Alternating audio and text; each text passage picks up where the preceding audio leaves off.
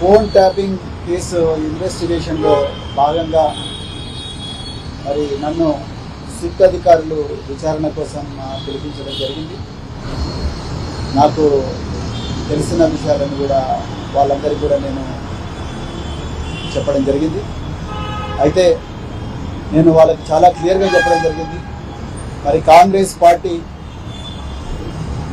ఇచ్చిన 420 అబద్ధపు హామీలు ఏవైతే ఉన్నాయో ఆ అబద్ధపు హామీల మీద భారత రాష్ట్ర సమితి వీరోచిత పోరాటం చేస్తూ ఉన్నది. ఈ అబద్ధపు హామీలు ఏవైతే ఉన్నాయో వాటి అమలు చేయడం చేతగాక మరి రేవంత్ రెడ్డి ప్రభుత్వం సిట్టును వాడుకుంటుంది అని చెప్పేసి నేను ఆ అధికారులకు క్లియర్గా చెప్పడం జరిగింది. సిట్ అధికారులు మంచోళ్ళే కావచ్చు, కానీ వాళ్ళందరి బాస్ వచ్చేసి రేవంత్ రెడ్డి, హోంమంత్రి, ముఖ్యమంత్రి ఆయనే. ఆయన కనుసంధంలోనే మరి మిమ్మల్ని అందరూ కూడా పనిచేయమని అంటూ ఉన్నాడు. రాజకీయ ప్రత్యర్థుల మీద ఆయన ప్రతీకారం తీర్చుకుంటా ఉన్నాడు, దానికి సిట్టును వాడుకుంటున్నాడు అని చెప్పేసి చాలా క్లియర్గా నేను మరి పోలీస్ అధికారులకు కూడా చెప్పడం జరిగింది. అదేవిధంగా మరి తెలంగాణలో కాంగ్రెస్ పార్టీ అధికారంలోకి వచ్చినప్పటి నుండి విచ్చలవిడిగా ఫోన్లు ట్యాప్ చేస్తూ ఉన్నది. చివరికి వాళ్ళ క్యాబినెట్ మంత్రుల ఫోన్లు హ్యాక్ చేస్తూ ఉన్నాడు రేవంత్ రెడ్డి అని కూడా సిట్ అధికారులకు నేను రాతపూర్వకంగా ముఖ్యమంత్రి రేవంత్ రెడ్డి గారి మీద కంప్లైంట్ కూడా సిట్ అధికారులకు ఇవ్వడం జరిగింది. నేను సౌత్ ఫస్ట్ పోస్టులో వచ్చినట్టుగా నేను ఆ ఎవిడెన్స్తో సహా సిట్ అధికారులకు ఈ కంప్లైంట్ ఇవ్వడం జరిగింది.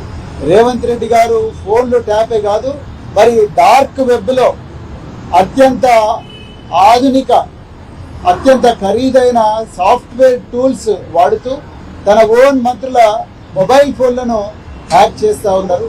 ప్రతిపక్ష నాయకుల మొబైల్ ఫోన్లు కూడా హ్యాక్ చేస్తూ ఉన్నారు.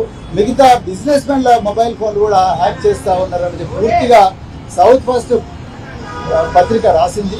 దీని మీద కూడా పూర్తిగా ఎంక్వైరీ చేయాలి. ఆ మంత్రులను మీరు సిట్ ఆఫీస్కు పిలిపించాలి. వాళ్ళ ఫోన్లు కూడా మీరు ఎగ్జామిన్ చేయాలి. వాళ్ళ ఫోన్ల మీద కూడా ఫోరెన్సిక్ ఎగ్జామినేషన్ చేయాలి.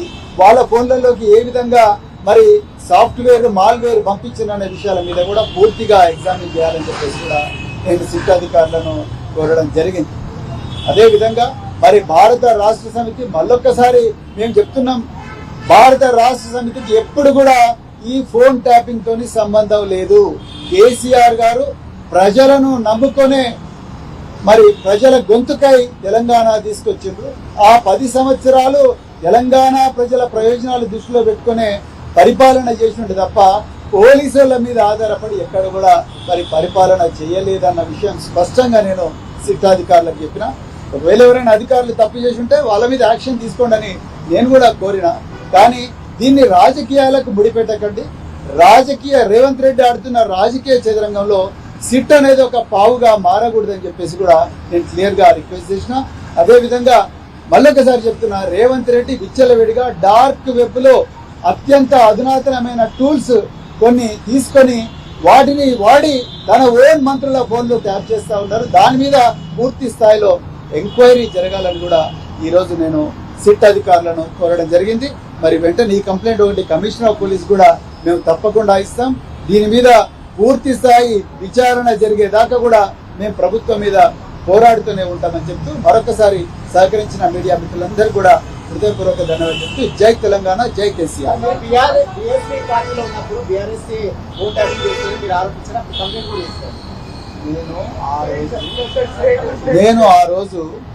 నేను నా phone state sponsored hackers tap చేస్తున్నారు అని చెప్పి నాకు యాపిల్ నుంచి మెసేజ్ వస్తే ఆ యాపిల్ నుంచి వచ్చిన మెసేజ్ ఆధారంగానే నేను నాటి కమిషనర్ ఆఫ్ పోలీస్ గారికి నేను కంప్లైంట్ ఇవ్వడం జరిగింది. ఆ కంప్లైంట్ ఏమైందని చెప్పేసి నేను ఈరోజు సిట్ అధికారులు అడగడం జరిగింది. గతంలో బీఆర్ఎస్ పార్టీ కూడా అనేక ఆరోపణలు కూడా నేను మళ్ళీ రిపీట్ చేస్తున్నా. నేను యాపిల్ నుంచి వచ్చిన మెసేజ్ను కమిషనర్ ఆఫ్ పోలీస్ గారికి ఇచ్చిన, అంతకుమించి నేను ఎక్కడ కూడా ఏమీ చేయలేదని క్లియర్గా చెప్తాను. నన్ను పిలిచింది 243/2024 పంజాగుట్ట పోలీస్ స్టేషన్ లో దాంట్లో భాగంగానే రేవంత్ రెడ్డి చేస్తున్న విచ్చలవిడి ట్యాపింగ్ మీద కూడా నేను ఎంక్వైరీ చేయాలని చెప్పేసి సిట్ అధికారులను డిమాండ్ చేశాను. Thank you very much.